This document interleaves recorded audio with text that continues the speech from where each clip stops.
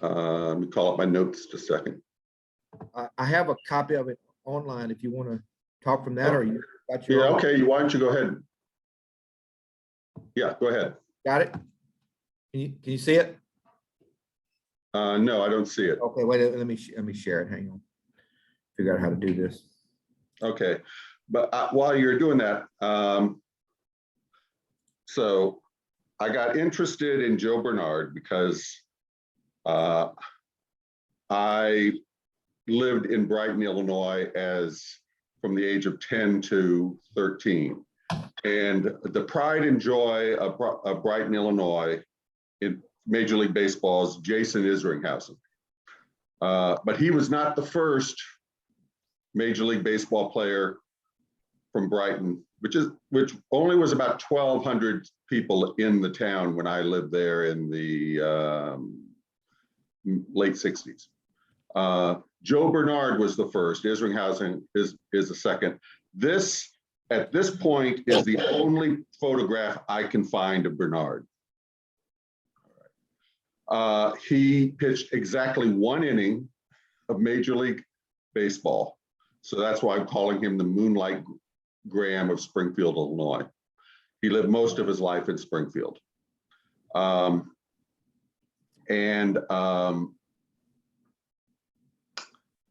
But right, unlike Moonlight Graham, right, who an outfielder with the Giants who is in Field of Dreams and Kinsella's novel Shoeless Joe, he actually got to touch the ball.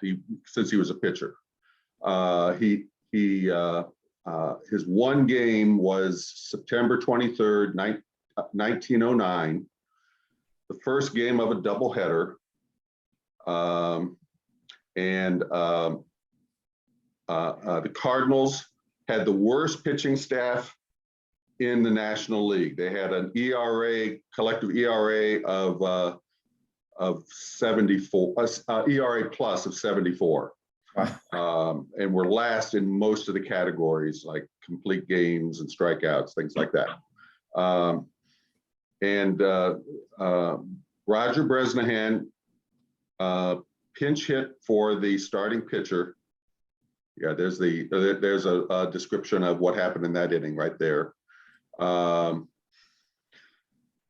the bottom of the 8th and in the top of the 9th, in comes Bernard. He walks the backup catcher, who's hitting in the number 8 spot to just come in the game. Strikes out the pitcher. Throws a wild pitch, so where the catcher goes to second. Then he walks the leadoff hitter, and then Freddie Lindstrom gets a hit. No, not Freddie Lindstrom. Who do I have? Cy Seymour gets a hit. Singles, bases are loaded. Freddie Lindstrom is retired. Nobody scores. He strikes out Red Murray, the cleanup hitter, and he gets out of the inning without a run scored. That is his entire Major League career. If he was lucky, it was 15 minutes long. However, he's also on another list, not just the so-called cup of coffee players who only played a season or less in the majors, but he's also never played a game in the minors before or after. Never played professional baseball except for that 1 inning. He did go to spring training with Louisville and the American Association the following spring, but he was cut at the end of spring training. So he, just like Catfish Hunter, Sandy Koufax, and Bob Feller, his entire professional career was in the major leagues. So I decided to see what I could find out about him, to see whether I could write, whether there's a baseball biography I could write about him. And I decided that there was. And I think I know why he didn't have a longer a longer career. At least I have some ideas about that. So he was born of German immigrants who owned a music shop selling sheet music and instruments and eventually phonographs. And they were, it was a professional family. So they sent one of his brothers to law school, another went to medical school. He went to college for 2 years, Christian Brothers College in St. Louis. And his younger brother, Bill, was also a businessman. He had 3 sisters. He pitched on the college team, and which was a pretty good team from what I gather. His catcher, Medrick Boucher, I think, played a year in the Federal League. And then he became a bookkeeper for, so he was a full-time bookkeeper for Springfield Marine Bank when on August 1st, he was contacted by the Cardinal manager, Roger Bresnahan, saying, we want you to try out for the Cardinals. And so he was 27 years old, never played a game in the minors, and he's on a major league mound almost 2 months later, pitching to the New York Giants.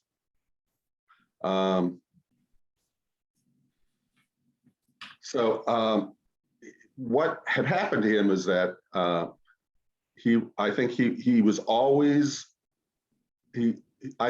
raised to have professional ambitions, to become an entrepreneur. And so while he was keeping books, he was a bookkeeper throughout the first century of the 20th century, and then saving up his money, learning the business, particularly the banking business, the investment business, and then he bought into a company, which was a real estate agency, a mortgage company, a insurance agency. Yes, okay. And he became partner in that company. I think that's what his desire was, and that got in the way of baseball. But it also got him into baseball in some interesting ways. So after college, he played semi-pro ball. I do not know where, but he also joined the country club and played for the country club team. And all the bank clerks in Springfield formed their own team, a team entirely of bank clerks. And they would challenge bank clerks in other cities in central Illinois to games, and they would challenge the lawyers in Springfield, the merchants in Springfield, the insurance men in Springfield, the newspaper men in Springfield. They would challenge each profession to games. And eventually that led to the formation. So he was captain of that team, and that led to his a formation of a city league eventually. And then in 1907, he and his brother Bill, who was also a baseball player and a bank clerk, joined the Illinois-Missouri Semi-Pro League. And he got set up as the number 2 pitcher on Gillespie, which was a town of just 3,000, right? The smallest town in the St. Louis Semi-Pro League. But it was a really good league. It was an elite. Their best players every year were signed into the minors. They had ex-major league players playing on a lot of the rosters. A lot of the minor league teams, players that were signed away, right, continued playing in the semi-pro ball whenever they could, right? It wasn't a case that you played semi-pro and then you went up to the minors and never played semi-pro again. You made extra money playing semi-pro ball. So they continued to play semi-pro ball. He continued to play country club baseball, and he continued to play with the bank clerks while he was playing semi-pro ball himself. I think you get a sense of maybe what it was like to be from the professional class as opposed to the working class from Bernard and playing organized baseball. Somebody who loved to play baseball. He would get offers because he became the best pitcher in the league by the time the Cardinals called him. And he would get offers from teams in the 3I League, which was a Class B minor league team, minor league. And he would turn them down. And he would say he plays baseball for his own amusement. He's not interested. I'm not interested in professional ball. That's about the closest I have to any quotation. It's not even a direct quotation. I have almost no personal information about it. And he was saving up to buy his own business. And then he gets the call from the Cardinals. And for a few months, his priorities change, right? Up to that point, he was often criticized for missing games, probably because of business or networking that he was doing for his business, I think, with the different teams he played for in semi-pro ball. But once he got the call, once he got the opportunity, he took advantage of it. He still played a game at shortstop for the country club after the Cardinals signed him. Between the Cardinals season and going to spring training in Louisville, he played a postseason series in the semi-pro league. But he spent every day that winter working out at the YMCA. So he did not go to spring training expecting to get into shape. He got into shape in order to do the best job he could trying out for the team. And he did well from the little account that I could find in the newspapers. But Louisville had invested money in contracts with with a number of ex-major league players. And so those players all made the team, and they cut everybody else that they had invited. So it was probably a rigged game. Louisville had won the pennant, and they wanted to defend their pennant, and so that they didn't want to take a chance. So he's the only major league. Okay, so I do have a trivia question, right? Who was the most famous ball player who played one inning in Major League Baseball and never played a game in the minors or any other professional league? All right, to wrap it up, what happened to him? He quit baseball after 1912, but he became the best tennis player in Springfield, Illinois over the next 11 years. He was already playing in tournaments at least as early as 1910 and winning tournaments.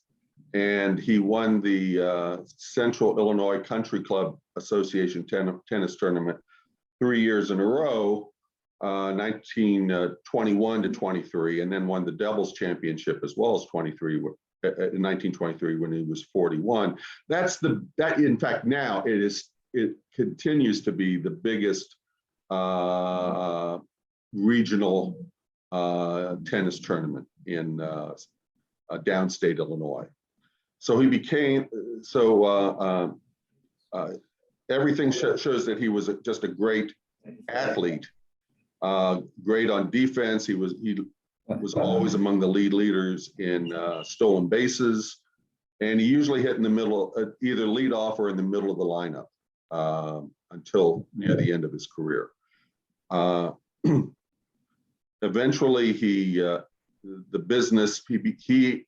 bought out his partner.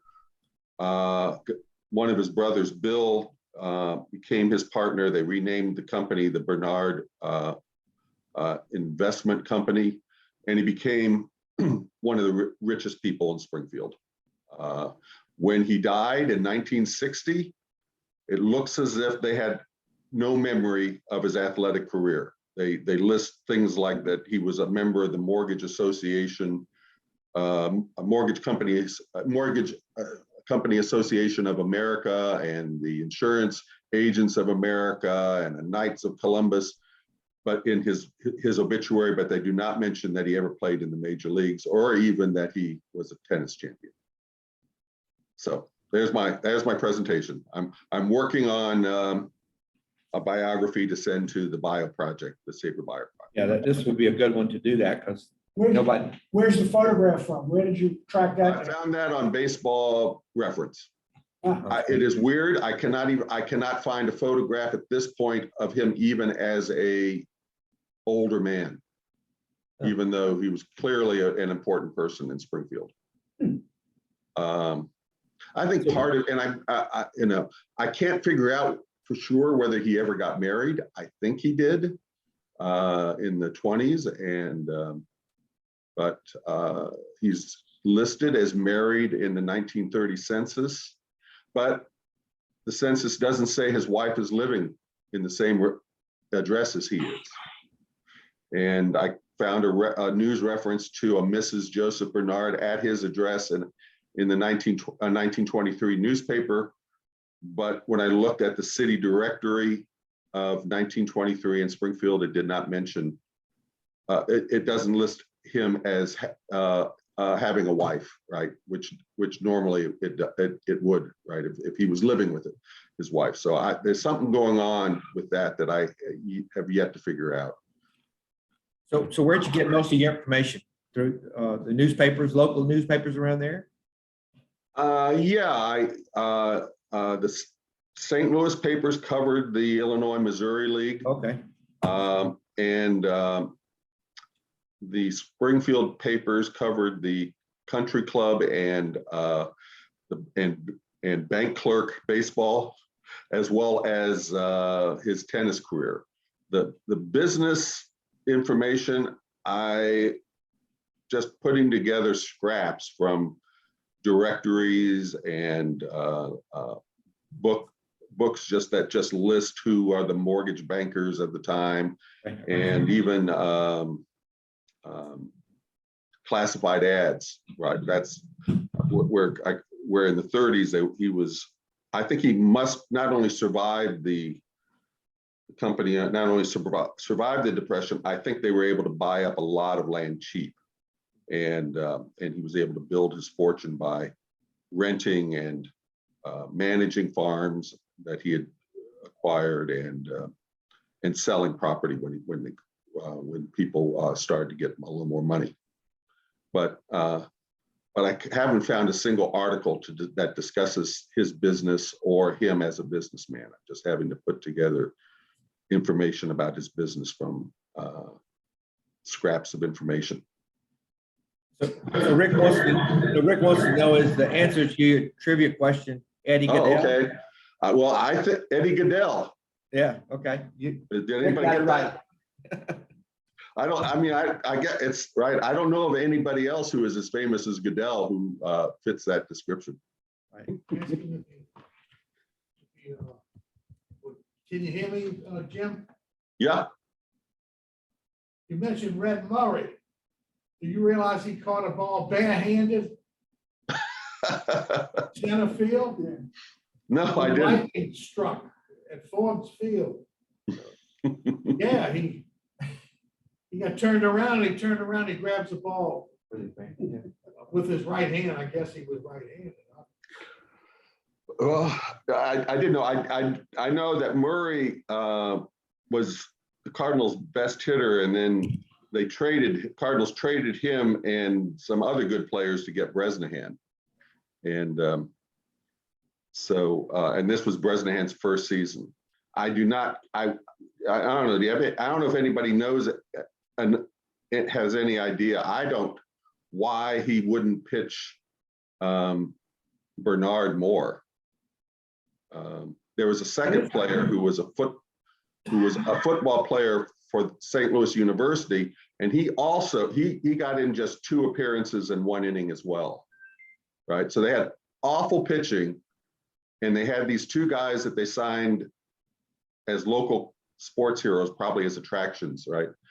And they barely gave him a chance to pitch. Yeah,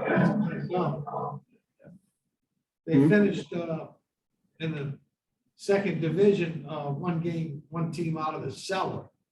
Yeah. Looked it up, but you mentioned all this semi-pro. Mm-hmm. We had a legend down here who played till he was 55.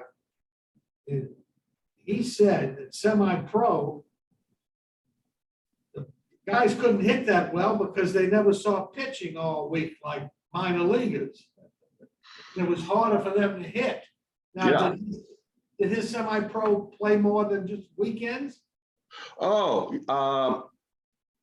they played every Sunday, and sometimes they would play on a Saturday or a Monday. And they played some exhibition games. I found one article that had the pennant winner of the IM League, the Belleville, what was that, in 1910, I think, or maybe it was 1908, and they played the Browns, and Rube Waddell started against them. And they would also play some barnstorming teams with some major league players on them as well. What Bernard was as a pitcher, he had a jump, what they were called a jump ball, right? He had a fastball with a lot of movement on it, so much that it seemed to jump. It was described as a freak pitch.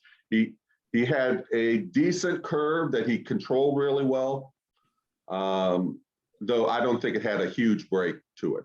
But and he also had a changeup. So I think he probably, if he had gotten an earlier start in pro ball, he might have had a career eventually. But it's hard to know. Didn't Bresnahan coach the Pelicans? Yeah. For a little while here. Is that right? Yeah. In the 40s. Yeah. I don't think he was too smart. He finished 56 games off the pace, and he couldn't Yes. see it. This Right. guy had lightning in a bottle. That's true. Although that was an improvement over the 2 previous years of the Cardinals. Oh, wow. So I think the owners were happy with Bresnahan. I think they thought, right, they had a hopeless team and they were a little less hopeless with him as managers, what I think they thought. So because I was looking to see, was he at odds with management? So management would have signed a couple of pitchers that he didn't want, and so he just didn't play him. And if that was the case, I can't find much. I can't find anything to support that. Then, we had a player who signed for the minor league team who had in his contract that he wouldn't travel because then he wouldn't be able to play softball for Illinois Central Coast. Well, Fats D'Antonio during World War II, he only played in home games. But he was working at Delta Shipyard. That was his wartime job. I think they required him if you didn't go into military service, you had to do something related to Defense, war. he had to do something defense. Defense related. They took a train up to Brooklyn? Well, no, I'm saying this is when he was still in the When he minor, was still here. still in the minor leagues. Oh. Yeah. Oh. He only played in home games. Well, he was a Pelican? Yeah, he was Pelican. Yeah. Came out of Jesuit High School. Yeah. How did Brooklyn get it? That was year, I think 44, 45. That's Yeah. when they were bringing up all those players that did. After the Cardinals, Brooklyn was, had us as a farm club. Right. And so that was, I think it was, Ankle coaching, was managing. I forget. But anyway, Yeah. they tried a bunch of players, and that's when they brought up the 16-year-old Tommy Brown, and when Putzi got Caballero, that's how he got his chance in the war. Yeah. D'Antonio had only played just the previous year. He'd only been playing part-time for the Pelicans. And they brought him up at the end of one year, and he only played about 5 games. Then the next year he played like 40 games. He was supposed to be the primary catcher, but he couldn't hit. And I told you, I found out where that photograph got misidentified. Uh-huh.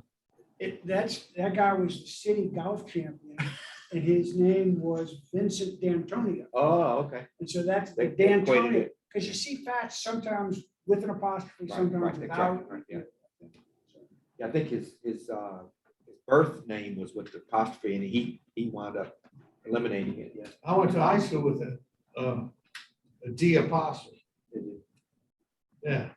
So that's had to be the same family. I mean, he just got rid of it. Probably, yeah, I mean, a lot of those families back then, you didn't want to be identified one way or the other. So I don't know that the apostrophe would have made much difference. You still would have looked Italian. So if he's trying not to look Italian, I don't know how much the I apostrophe. ran across would his help. grandson, and he was like maybe 10 years old when Bats was still in, so he didn't know a lot about the background. So every time I find something on Bats article, I found his baseball card and his player card, that he used to keep the record of all it. I sent him all, and he was just like, Does he have a copy of his Jesuit card? Because I got a copy. yeah, I know you're talking about. I don't know. Yeah, I know his son. His son was a catcher. Well, this guy's, I think, father is the one I'm talking about. Oh, wait, you mean this boy's at D'Antonio? Yeah, he's dead. So that's John's, I think that's son. Yes.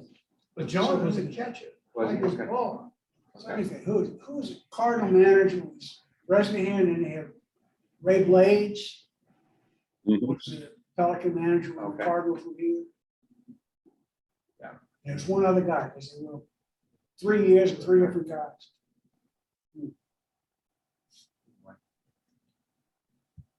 I got a piece here that I did just recently got for the Games project. Now, what's the Games project? Tell me. So just like the bio project, they Uh-huh. do the biographies of the players. The Games project is you take a specific game and write up Cool. article. Let me see, Jim, let me see if I can get that on here. Well, Red. Joe Bernard's game would be Yeah, it would like be a Moonlight Graham. be a great one. Yeah, it would be a great one to write up. Yeah, sure would. So Jim. Yeah, I was looking at Jeff Davis playground. Antonio lived around the corner. My friend, God rest his soul, was an outstanding player. His father was Joe Bernard. oh, is that right? That was his name, Joe Bernard.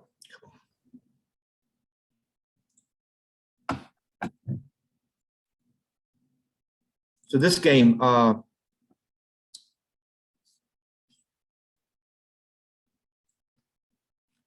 on, here it is.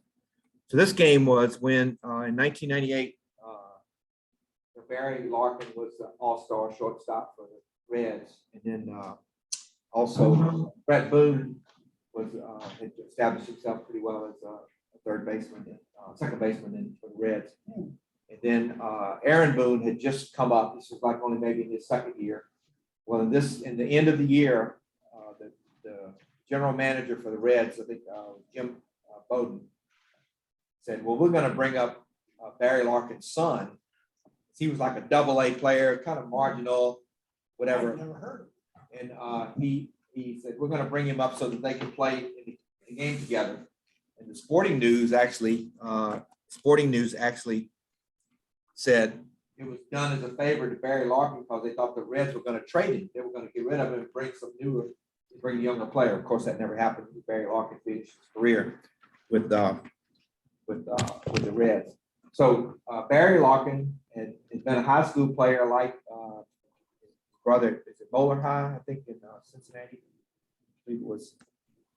And so he wound up getting some kind of heart problem, Mhm. and he had to quit playing, or he had a pacemaker, I think, installed. But he winds up going to the University of Texas to play baseball, and he actually played a couple of years. Now, who was that? This is Barry Larkin's son, Stephen Larkin. Oh, this boy here. Yeah. So So he's at Texas and he was at Texas, and he wound up getting drafted after his sophomore year. So he goes into the minor league, but he's really not a decent player. I mean, he's pretty, bats 220, few home runs, whatever. Yeah, but it says lookouts, I think. Yeah, that was Chattanooga. I think he played. What level was that? Double A. Okay, so then the Cardinals brought him up for a major league game? Yeah, the Reds brought him up at the end of the season to play.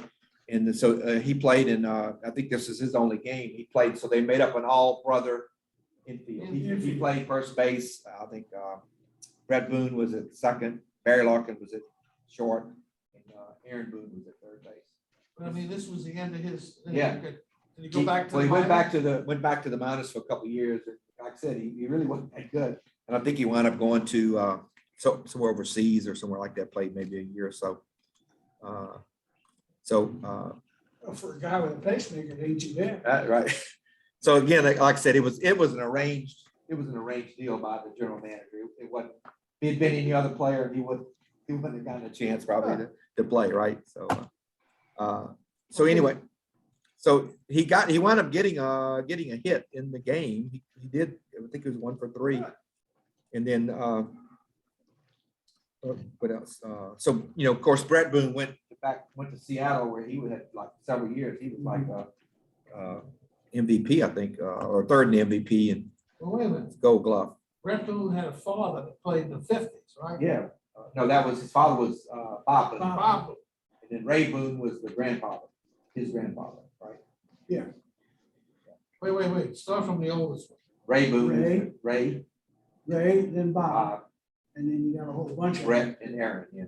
Then they got one coming up. Yeah, they have one that's in the Washington Nationals. If he made it, he would be a fourth generation. Okay. He may make it up this year. And went to win the Nationals. Yeah. But anyway, so it was on the last day of the season that the game occurred, and of course, it probably didn't get much coverage because that was Mark McGuire and Sammy Sosa in the home run race at that time. So I found another situation in 2012 where for the Dodgers, Scott Van Slyke, who was the son of Andy, was first base. Jerry Hairston Jr., who was the son of Jerry Sr., second base. And then D. Gordon, the son of Tom Gordon, was shortstop, and Ivan DeJesus Jr. was the third baseman. And then in 2020, the Toronto Blue Jays had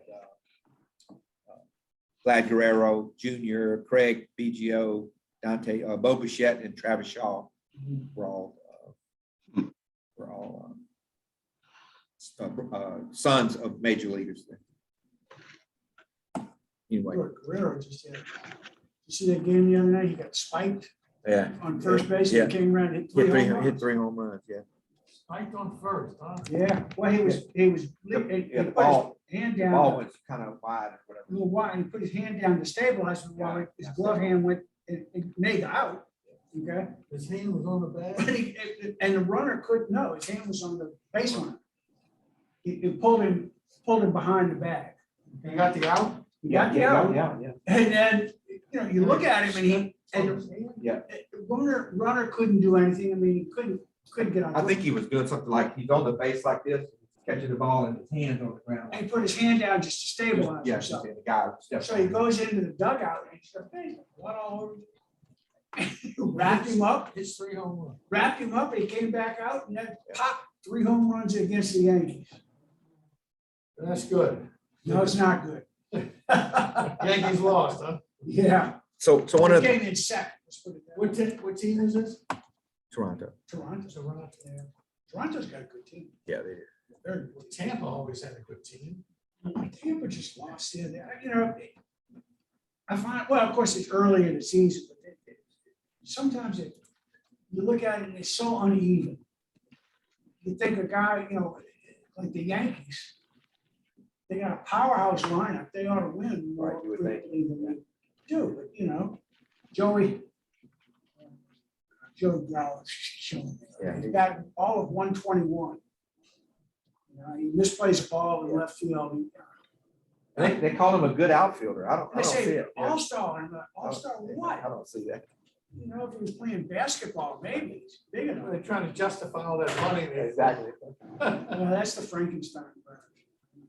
So this handout here is again, I've gotten into the games project thing. So my focus has been on baseball relatives, fathers, sons, brothers. Yeah.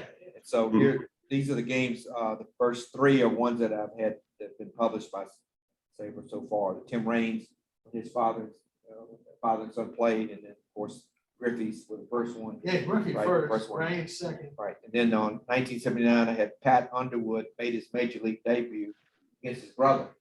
Wow. And for the Tigers and I think the Blue Jays. Then Joe Negro hit his only home run off of his brother. Never let him forget. it, Off too. his, only career home run off his brother. Never let him forget. And then Rick Russell and I think Paul Russell combined for a shutout against the Dodgers in '75. Wow, Of course, everybody knows about the three Alou brothers. sure. And And you know, this- there was a fourth Alou brother, I think I read that somewhere. Boogaloo. That's not their name. It's Garcia or something. Rojas. That's it. Rojas, yeah. But some sports writer. Right. I don't know if Jim knows that. What? Well, it's Roberto Clemente, and then you put parentheses Your- Walker. Your mother's maiden name. Right, Yeah. but some sports writer saw a Lou at the end, and they should have been the Rojas brothers. Because Alou is the mother's name. So Philippe Alou's son, Luis Rojas, who was the manager of the Mets, they went back to the name, to the Rojas He was the manager of the Mets. name, last year, and I think this year he's like with the Yankees, I think third base coach. Third base coach. So the Mets got rid of him to bring in Showalter. And then the last one was Lenny Murillo, whose grandson played for the Red Sox. He set a record, had I think it was 4 errors in 1 inning on the day that his son was born. That one I'm still working on. I'm still looking at. Now, did the brothers ever play the same game? They ever play in the same game? I know they played the same Probably team, did. same time. Yeah, right? probably did. Yeah, at some point they probably one release. Yeah, I was wondering. Let me tell Jim about Roberto. Okay. Friend of mine told me he's the only man in Major League history to hit a walk-off grand slam inside the park home run. And it might have been a pinch hit. I'm still not sure whether it was or not. I kind of doubt it because how you gonna have Roberto sitting out? Yeah, I don't know. Yeah, yes. Well, that was early in his career though, right? Was he full-time player by then? Well, let me see. He must have been, because if he's running through the coaches, the coach is telling him to stay and he's running through it, he must have been pretty Well, he came confident. up in 55, but let's see in 56, how many games he was in the outfield. I'm thinking he was a regular right fielder. He could have begged off and said, no comprende, right? I don't know, you got a point in Spanish. Right. All right, You gonna look it up? right here. Go over that Pirate infield, 56, Dale Long, Mazeroski, Grote, Frank Thomas, Roberto, 139 in the outfield, 2 games at second base, 1 at third. I never knew this. Okay, he was 21 years old. He batted .311. So he was a regular player. And Bill Verdon and Lee Walsh was in left field. Catching Jack Shepard. Rob Skinner didn't quite make it. He was 24 years old, and he only played 36 games. Hank Foyles, Johnny O'Brien, Kid Cole, Gene Freeze, Eddie O'Brien. See, he came up when Pirates and the Pelicans had their, but he never played with the Pelicans. Freeze? Clemente. Clemente. Oh, Never yeah, came up. Well, he came up to the Dodgers right. organization. Yeah. Yeah, but while he was. Right. I got something from one of the players signed by the Pelicans. He says, he was told he had more promise than Clemente. Like, who told your mama told you? Yeah, right. Somebody. Yeah. And the poor guy got killed during the Korean War. He was military training exercise. The Giants, the Dodgers signed him to keep him out of the farm that he could possibly play with the Giants with Willie Mays. Okay. That's why the Dodgers signed him. They tried to hide him. Yeah. you know. Gee whiz, what a.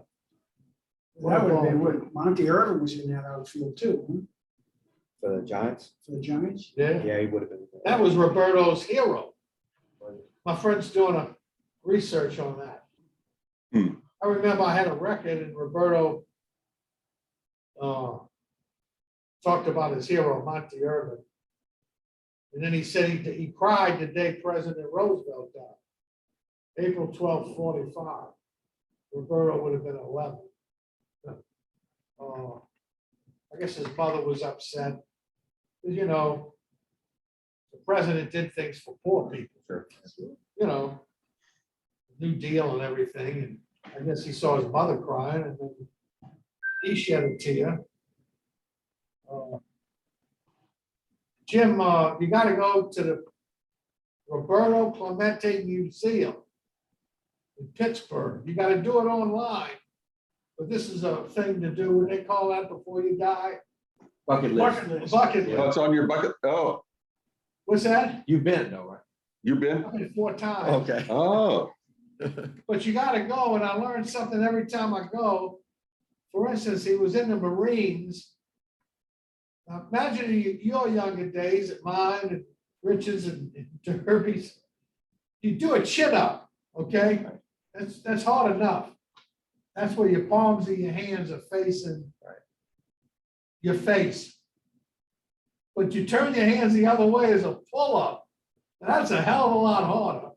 And when I found out Roberto did 55 pull-ups, he was a Greek god.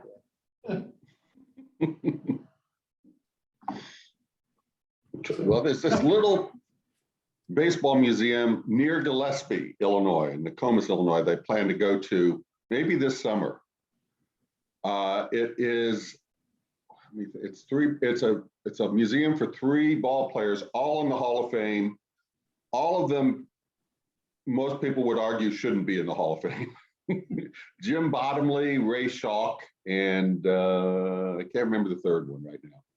I've seen some pictures of it, of it looks like a nice little museum from the photo. They're all from the same area? They're all from the same They're all area? from kind of downstate Illinois. Yeah.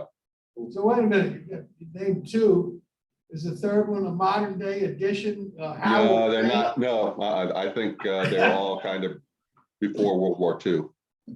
Oh, how did Harold Baines ever get it? Who is it? They said Tony La Russa was the one that convinced. Let me the see. Veterans Committee to get him. That's whatever they call the Veterans Committee now. Yeah. You know, it's I just, I think they just call them special committees now, right? Because they're They different. got like a new era, the committee, they got different. it is so political. Well, my friend was telling me, and he caught me off guard because I knew this guy was an outstanding center fielder. But he never had that long of a career. He had 1,600 hits. That should keep you out of the Hall of Fame. Talking about Dominic. DiMaggio.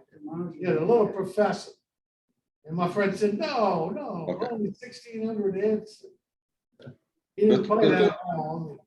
The third guy, I just looked it up, and he has a better case than Bottomley and Schalk. It's Red Ruffing is the third one. Wow. That's a good picture. Well, my friend mentioned one didn't belong was Bulkley. A businessman way back. Jim Bulkley, National League president. He's in as a player, No, Oh, okay. As a business. executive. but everybody at SABR talks about one guy doesn't belong, Tommy McCarthy. 19th century. Early pitcher, right? Well, but Was he a pitcher? I don't think. Oh, okay. the mistake a lot of people make is they try to compare players from different Just like eras and say, well, this guy wasn't as good as this. Well, completely different era, different. Tinkers and Evers and Chance were not the best double play combination of their time, but they're in because of the Poland. Yeah, right. It You was know, popular. Now, Evers would have made it as a manager at least, if not as a player. But who knows? Who knows? I think Will Clark comes up again this fall. He hits that, the break off of the year. I don't know if he's gonna, I don't know. if I he's just, gonna I play just next saw him at the Tulane, Mississippi State. year. Oh, yeah, did, you? Yeah. Pissing people off. Still. Yeah, the last 20 years, Yeah. you know. Ooh, I heard that from too many people. But I tell you what, for somebody who is as tragic a human being as Will Clark, he went to his Jesuit reunion. And Father Postel said, come on, we're gonna take a picture for the front of the alumni magazine. He said, not unless you pay me. And he wasn't kidding. Yeah. And so Father Postel said, yeah, go over here. Got another guy. Everybody else. But the same guy, he took a kid from Tulane, Micah Owens, and worked with him on the side to convert him from aluminum bat to wooden bat so he could get hired Track, and yeah. on his own, went and worked with the kid now. You know, Yeah. and the kid's forever grateful because he got called up his first year and he hit 6 pinch hit home Yeah, runs. yeah. Boy, that guy, Derby, my son worked for the Zephyrs in the clubhouse. He said that guy was a prince. Who? Owen. Oh, Michael, oh, it's nice. I just saw him in a Tulane game the other day. We were talking back. I laughed because I said, he hit a ball going over the left field light post. It was still going up as it crossed over the thing. Had to have gone 550. Gee, what, it might have hit Broadway. Well, I mean, if he was still playing today, he'd be a Shohei Ohtani type player. Well, right? you know, he was, He pitched in the major leagues too, right? they traded him, Diamondbacks traded him to Cincinnati and he was in Atlanta. And his family's from that area, so the whole family was there, and he got beamed. Oh, And I mean, like in the hospital, beamed. He never came back. Never came wow. back from it. Not, and I talked to him, he says, it wasn't his fear of standing in the Right. box again. It was something, he lost his movement. Huh. You know, Gee whiz. and nicest guy. in the world. Just like Bobby Abraham. You know. Can't hit a He's a baseball. hoot though. Yeah, I do- Listen to him at a talk at an event. He just stream of consciousness. He just talks about whatever comes in mind. But you gotta get your tune to. Yeah, that's true. You know, he's got that little bit of an accent. Yeah, You know? Oh, he's a bad, I don't want to call him an alcoholic, but He likes them. but he was, huh? He likes them vibe. With Cole Pop. oh, look, this is a local hero in the football world. And Detillier told a story to the club I was in. Mhm. You know, they got Post-its. So Post-it notes. well, Bobby would set up in the booth for the football game and put all the Post-its. And he knew where to look at the progression they were going in. So then a couple other guys in the booth, or maybe the guy in the background, they all went in and Change them all up. yeah, so then Bobby, he said, wait a minute, well, he was so confused, and then they did it to him again, and then he said, well, maybe that's because I got hit in the head so many times. Yeah. And then they told Bobby that they pulled a joke on him and did that to him, and didn't do it again for 4 years. So then later on, he said, man, maybe that I got hit too many times. I can't figure this out. He forgot that they confessed. Oh, really? Maybe a few drinks and he didn't know what was up. Oh, man. I got one better than that. I got a friend, and I just want to leave him unnamed. And they're going to the 50-year reunion tonight. I'm not going because I got a personal beef with some of the organizers. You understand? Like one of them has to have a DJ and he blasts the music. And I don't want to go deaf. Yeah. My brother has a hearing aid. But why do you have to pay and then have to put up with music? Well, anyway, the friend calls me and he already paid. They're going to the yacht club. See, I don't want to spend all that money either. So why can't you have it at the high school? Right. But it's political with guys making money on it. So they're not getting my money. So my friend calls up and he says, do I have to pay when I want to get food? And I said, well, I don't know. I'm not going. And then he said, Yeah, but I think you have to pay if you're gonna eat the food. And I said, man, I don't know. You're asking me. And I told my friend later, I said, what the heck is this friend asking? Well-educated man, but I think he's smoking too many weeds. What kind of, a reasonably prudent man would know that you're paid, Yeah, you're going, right.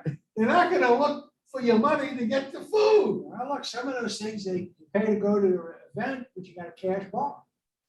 Yeah, yeah, I can understand that, but he mentioned food, it was nothing about a cash bar. But I'm not saying who it was, but well-educated, he must be on the weed, you know? Jesuit? No, What's no, Brother Mark, Brother Martin, okay. so. My Well, son, it's legal in a lot of places, so. Well, I tried to, I had this idea that we need some new members in this club. Oh, yeah. We're all getting too old. So I talked to Brother Neil first and said, would Brother Martin consider like a student activity, a SABR club? So he said, well, why don't you, he gave me the coach's name, I think that's Lupo, right? And I contacted him and said, emailed and said, would you consider, never heard anything back. So I gave up on that. So then I called Dave Morrow and said, what about Jesuit? He said, you know what? He said, that would probably be a good idea. He said, there's a lot of math people there. They would probably enjoy the statistical, the sabermetrics part of it. let me ask Jim about if he knew anything about the bases being enlarged. Yeah, that's. Yeah, I've heard of that. It hasn't gone into effect yet, but has that already been decided? At the minor league level, I think Minor one of the minor league. Next year? Next year, well, that's, the intent is to do it in major league Yeah. next year. Are they doing it right now in the minors? Yeah, one of the leagues is trying it in the minors. right? And they moved second base Yeah. 13 inches closer to Right. the mound. So Why the- do they have to tamper with our game? You know what I'm saying?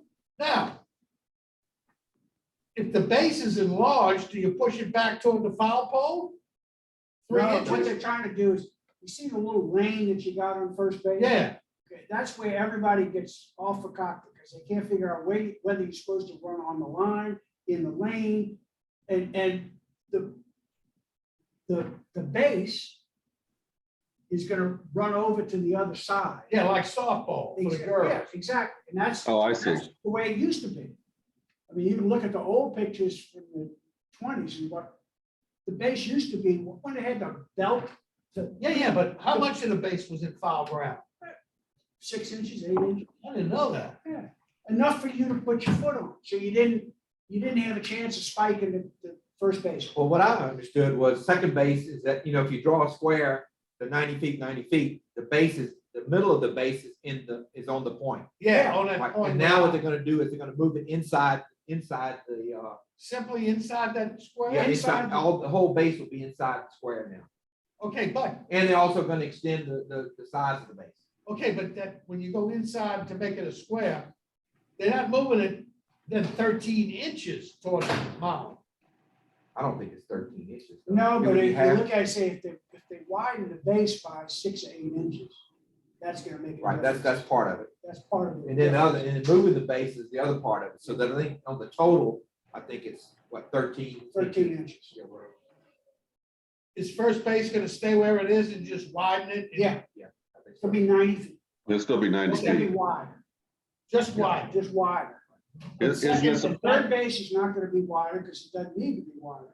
Okay, but third base is gonna, Third base is gonna stay right where it is, same Okay. size, same spot, second base is being moved in to go inside the square. inside the square, and it's gonna be And the it's same gonna- and size.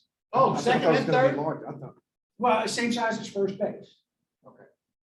So isn't it supposed to kind of help bring back a little more base stealing? Isn't that part of it? Encourage more base stealing, I think is the purpose of that. Bring more action, more action on the field. in the game. So, Well, this Manfred, none of my friends like him a bit. Oh, Well, I don't like what they did with minor league baseball. I mean, first they got rid of 42 sick. 25%. It's Yeah. one thing to be in New Orleans, if you had minor league baseball would be the third most popular professional sport in the city. Okay? But someplace like Durham, or some of these little smaller towns, it is the professional sport that you had. And they getting a stranglehold for the owners to control the farm system. And now they're gonna try to cut the roster by 600 players across the minor leagues. Well, to me, it sounds like they're using colleges to do a lot of their development now versus some of the low minors. Well, very few kids come out of high school and go through the program anymore. I mean, Jeter was the perfect example. The scout told him, he said, son, you can sign with the Yankees or you can go to college. You can play 3 years in college. You can play 3 years in my minor league system. We're going to know you. We're going to take, we're going to groom you, and then you come straight up. Well, that's for a kid who wants to play baseball.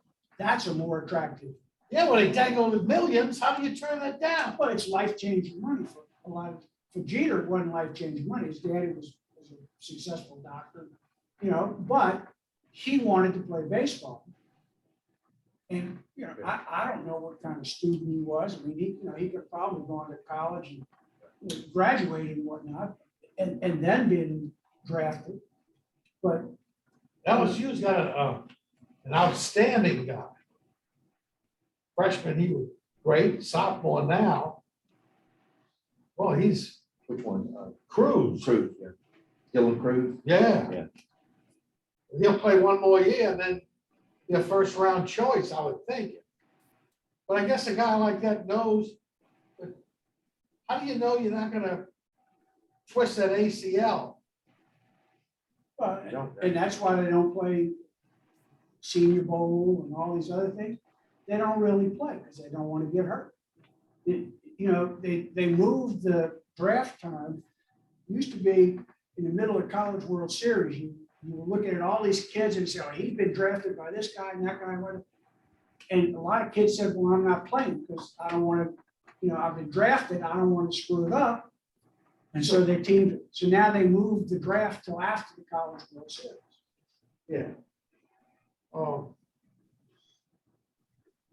So anyway, Oh, let me finish the story on Judge. So yeah. Dave Morrow says, call the development director, activities development. What does he call it? So he's like the student activities director. His name is Matt Aurelian. So I talked to him and said, what do you think? He said, well, if it's just a few people, we're not going to support it. So he said, I don't have any idea how many people would be interested. He said, maybe what we could do is you come over, we have like an interest day. See how many people show up and see, get a show of hands of people that would do that. It'd be perfect, I'd do that. So it was right about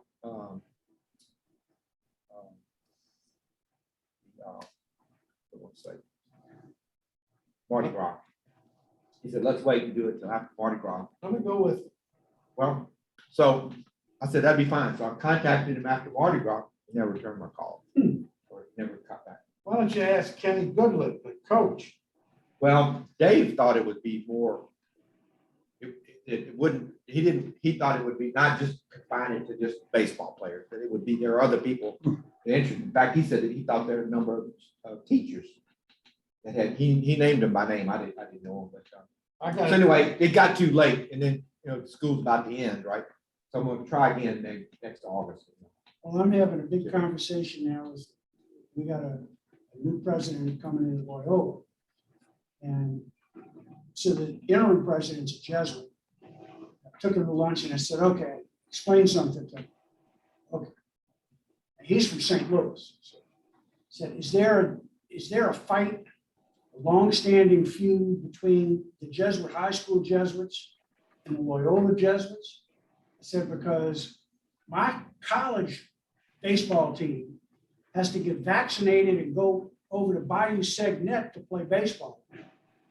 And the high school team is playing at John Ryan Stadium right in the middle of town, 5 minutes from campus. They won't let us play. Now I understand we didn't raise any money for it or whatever, but we could work out an accommodation. Pay for the fee. Why shouldn't Loyola be a Jesuit field? Well, they should. And look, we're not trying to say, well, we don't want to rename it. We don't want to do any of that. We want our kids to have a place that's close to campus to play. People, the the first time I went over to Segnet, you know, it's in West Wego, so I didn't know how long it would take me to get there, what else. So I got there early. The athletic director is scraping up dog shit off the bench on the field. I'm like, you know, it's no place for a college team to go play. I know, my son played over there.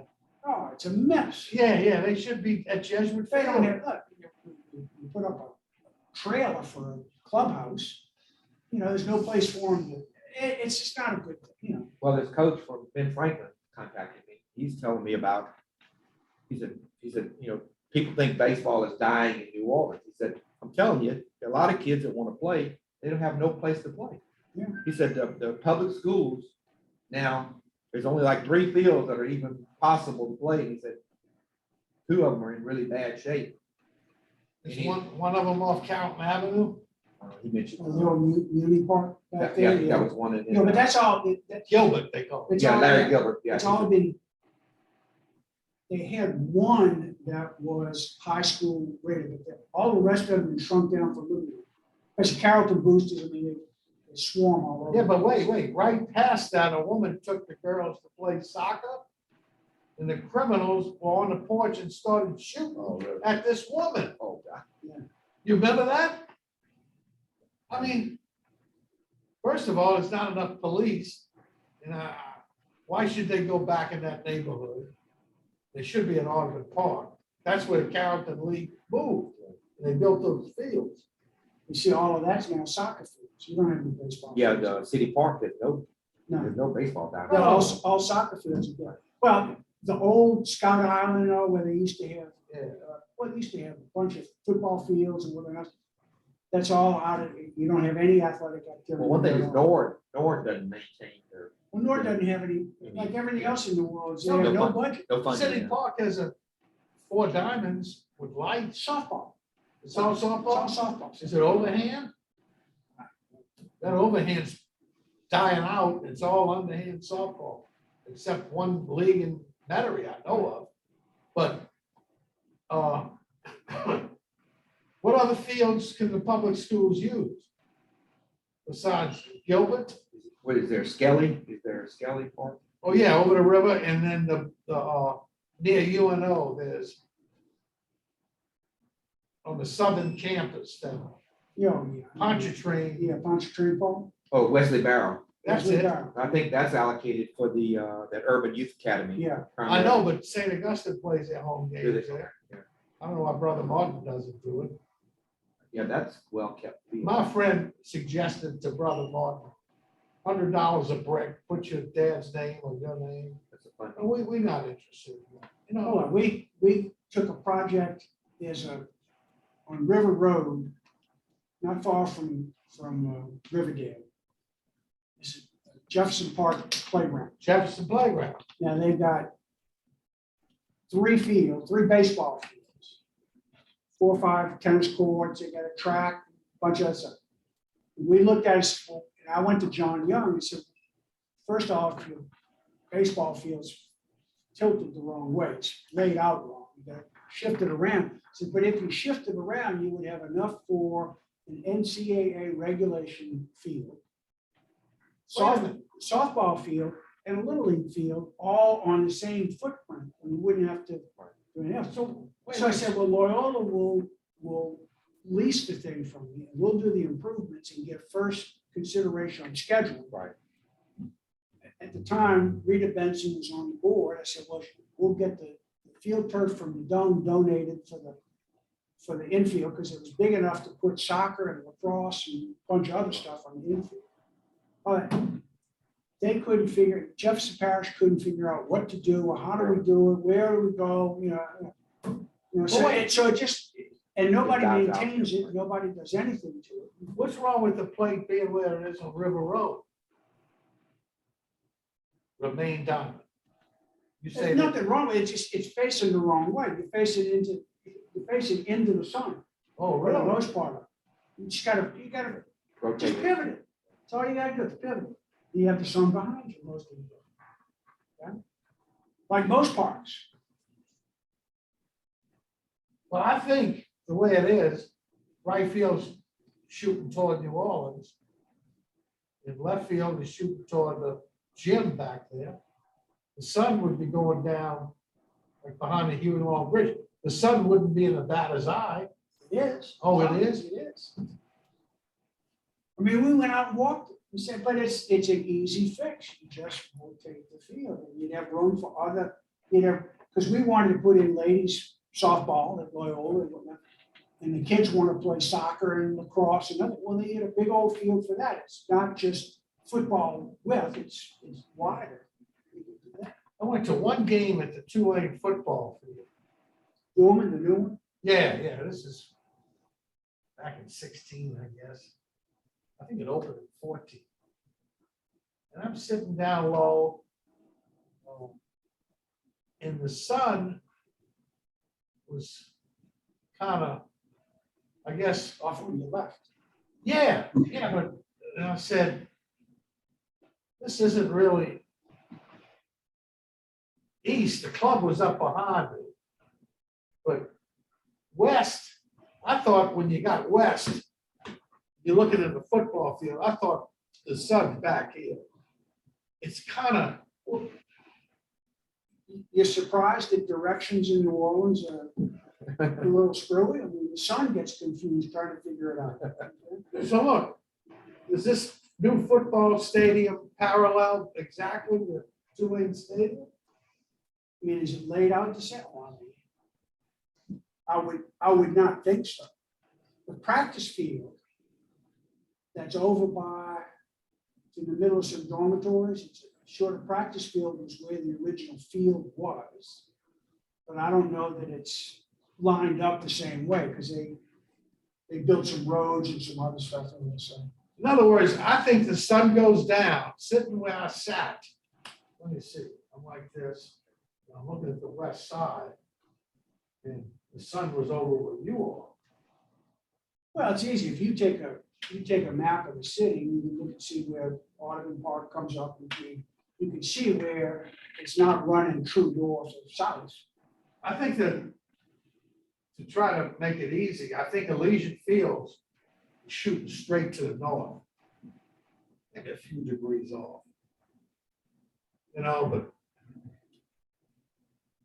anyhow, let me run downstairs. That's interesting, All right, Joe. Are we done about, or you think? Yeah. Yeah. Yeah, I gotta run too. They moved Tulane's game up, East Carolina and stuff. Jim, do you have anything else? Gotta be tonight. Your father's son remind me of a trivia question. Okay. Who's the only father and son in the Hall of Fame? McPhail. That's right. It's almost a trick question, right? Yeah. Cool. Listen, you got any more copy? I want to send them. But do you remember?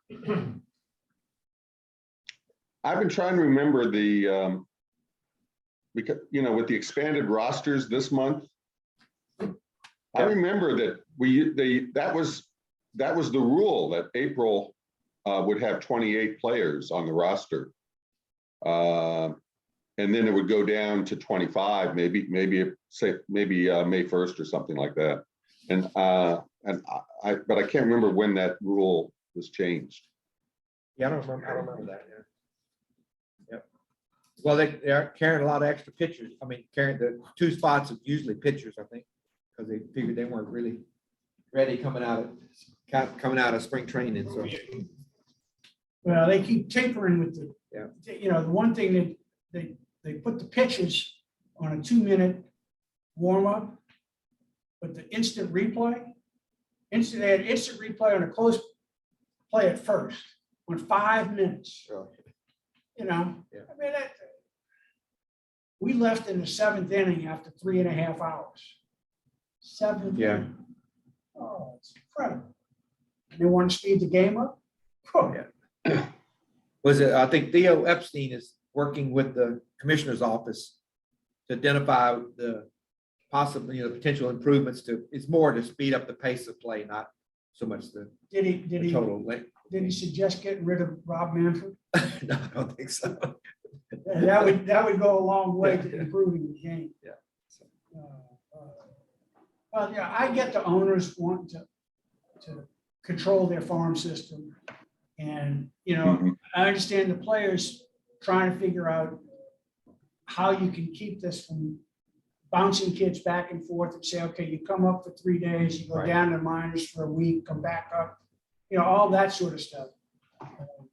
But for the game itself, you know, we now have an unheralded statistic of guys who hit a leadoff, walk-off, 2-run home. Right.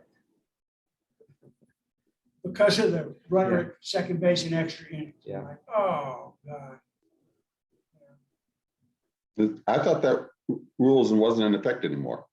It's not, but you had 2 years of it, Uh-huh. but now you have a category. Right. You know, somebody's gonna keep track of it. Hmm. Hmm. All right, we're gonna sign off here. Let's add something else. All right, We got, I think July 23rd, I think is the next, That's the next one. next meeting. So, okay. all righty. I mean, if you want, we can continue to do the Zoom. I think Jim, that's fine. You know, I could I'd have to look at my schedule, but I could probably drive in on. Well, we've had a couple July. of people who expressed interest in keeping the Yeah. Zoom, particularly guys from Baton Yeah. Rouge Right. would like to see it. So if it's not too much trouble for Yeah, I Richard think to we- set it up, Yeah, I think. and if we get the room here to, you know, like before, I think we should try to keep it. Sure, yeah, Okay, And it makes it easy for Yeah, for everybody. everybody. So. certainly makes it easy for me Sure. to plan. I can come in if it's convenient and, well, I think we're gonna try to keep the Zoom meeting as well. So, mhm. we'll keep you up to date on that. So, All right, thanks for attending. Thanks for the Have a presentation. great weekend. Good job. Thank you you. too. Take care. Mhm.